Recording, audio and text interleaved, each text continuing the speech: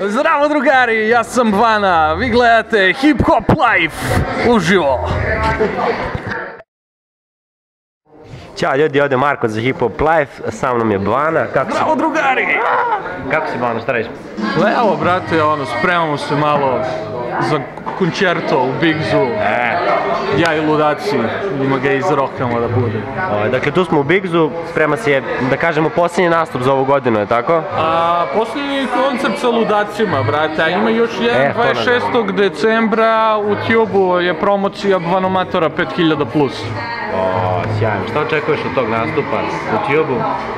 Očekujem da bude zezanje, vrate, s obzirom da je maxi single i strip, šta ti ima 3 pesme, sve ukupno, tako da, to će više bude onako promotivne svrhe nego što će biti kao koncert. Ovo je koncert. Ovo je koncert. Šta možemo očekujemo od večeras?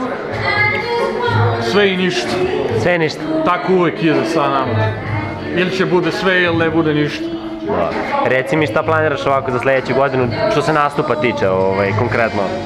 Imaš nešto isplanirano? Pa nemam ništa. Trebali smo da radimo u Božidarcu za Dan zaljubljenih sa iskazima.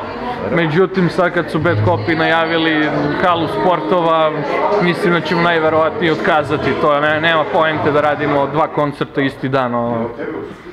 A inače sam toga ništa, još uvijek čekam ponude da stignu za sljedeću godinu. Do tada izaći ovaj album sa neznanim ludacima, izaći će Vanomator.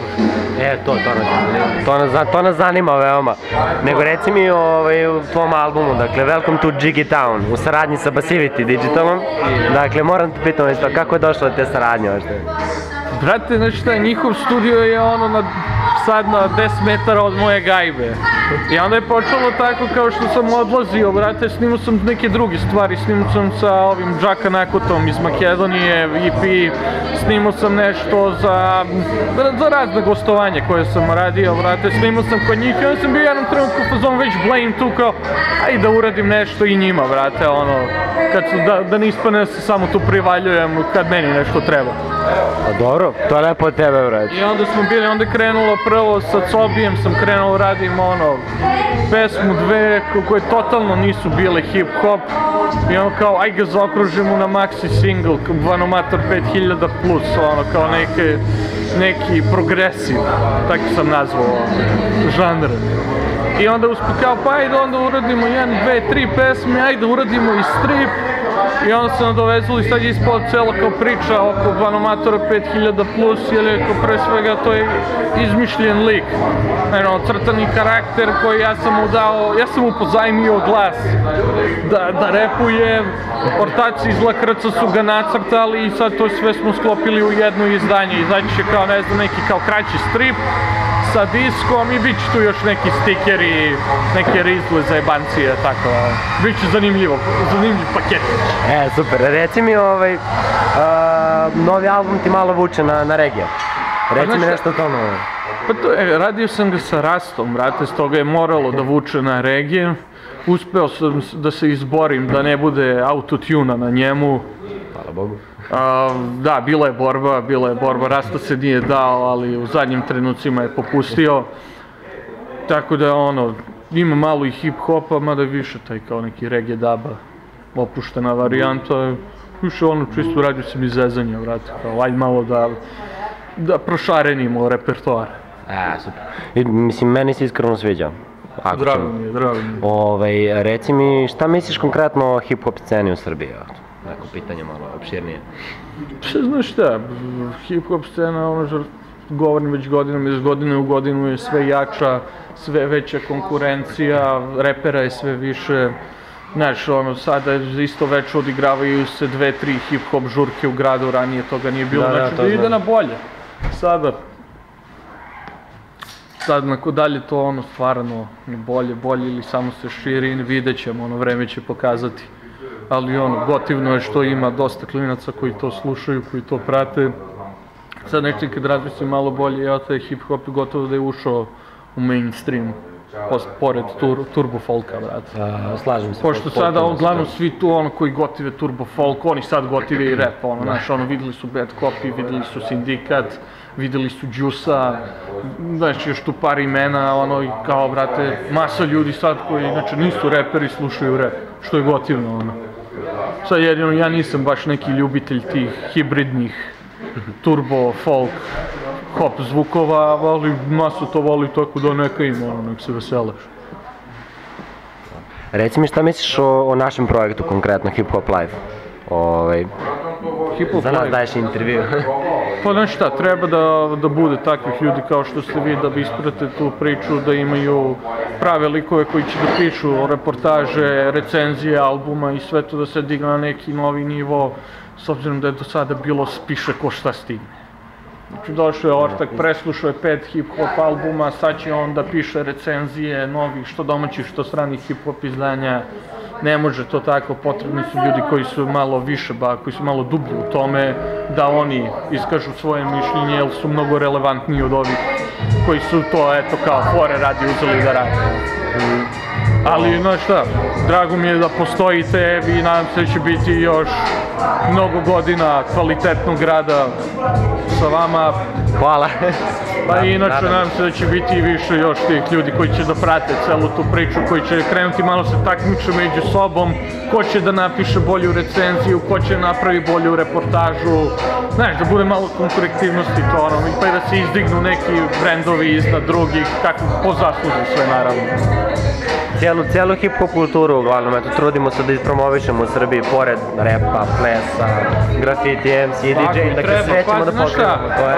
Pogotovo breakdance i grafiti su dosta slabo zastupljeni i to niko ni ne prati i oni momci zaslužuju stvarno više pažnje i da se ono, i da se pojavljaju sad, zadnji put kad sam ih vidio, brate, ono, potom Mileta Kitića kako je odžuskaju. Jao, nemoj. Isto zvona, brate, bedak mi je, brate, i stvarno mi, a razumijem ih kad kažu kao ljudi, nas reperi ne zovu da im džuskamo po spotovima, nas narodnjaci sad zovu. I to je bedak i ono, volao bi da nekom od sledećih spotova dovedem, brate, breakere, ono, više njih i da ceo spot budu samo oni, brate. To, materi, to hoćemo da čujemo. Pošto već su imali, čak i grafiti su imali te pesme posvećene grafitima, mislim da bi trebalo da se uradi nešto baš za breakdancere.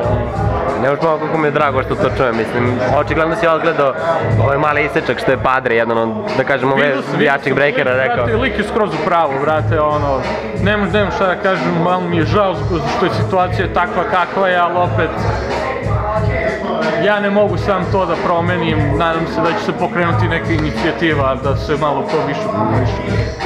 Sad, ti pitam nešto, konkretno mene lično zanima, verujem još nekoga, danas sam eto malo istraživao o tebi, gledao neke tvoje spotove i zapalo mi je nešto za oko. I sad zanima me, hoćemo li gledati mi struku, opet ulozi tvoje keve, možda neke druge, jer čovjek se ulozi želja mnogo dobro stašao, ja nisam mogao prestati se smijem. Pazi, struka je vrhunski komičar, brate, on to, mislim, ne fura toliko taj fazon on sam, ali mu toliko dobro ide da iskreno, nadam se da će biti još zajebancija, ono, mislim, odigrao je Kevu, znaš, ono, Keva je moja, prava Keva je bila ljubomorna kad je videla kako me on mazi i brani, ono. Mogu zavisiti kako mi je bilo zanimljivo na snimanju spota. Pa dobro, znaš šta, bilo je cool, brate, ono vrištvo, znaš koja je bila fora? Krenemo da snimamo i kao sve ono ozbiljno, ubacimo se svi u uloge koliko god možemo, i Okanović i Struka i ja. I u jednom trenutku, prvih ne znam koliko puta, u jednom trenutku neko krene da se smeje, jednostavno više ne može da ih drži, brate, koliko svi umiremo od smeha. Struka sa onom perikom raščupanom, sa haljinom u koju ne može da uđe, pa ono raskupčano skroz. Mislim, ne znam, snimanje spota je bilo ono, ja mislim, najzabavnije snimanje koje sam do sada radio, ono. A vidjet ćemo ono u fazonu, Struka je prijatelj, tako da ja se nadam da će imati uloge i u sledećim spotovima. Ne mora Keva da bude, ono, on je Keva i ovako. Dobar glumac, da vidi neko od reditelja pa da ga zaposli. Pa znaš šta, vidjet ćemo, ja sam sada sa ovim Sima Filmom, to je moj kum. Krenuli smo da pišemo neku seriju gde bismo stavili ono sve repere da glume, brate. Tako da vidjet ćemo kako će to da se razvija. I bit će ima uloga za Struku, za Mikrija, Ajsa, Timbeta. Super. Tako. Reci mi šta očekuješ od Deda Mraza za Novu godinu ili ti Deda Mrazica? Ja ne očekujem ništa, brate, ono, iskreno ti kažem, nisam bio dobar ove godine, bio sam mnogo loš, tako da ja ne očekujem ništa, ali moje dete verovatno očekuje neke masne poklone, ogromne poklone i ja ću se potruditi da Deda Mraz ispoštuje malu decu. I ajmo sad ovako, Bvana, jedna rima za kraj, to nam je onako tradicija. Rima za kraj. Koliko volim kad sam super high, rima za kraj, rima za kraj. Sjajno, ništa.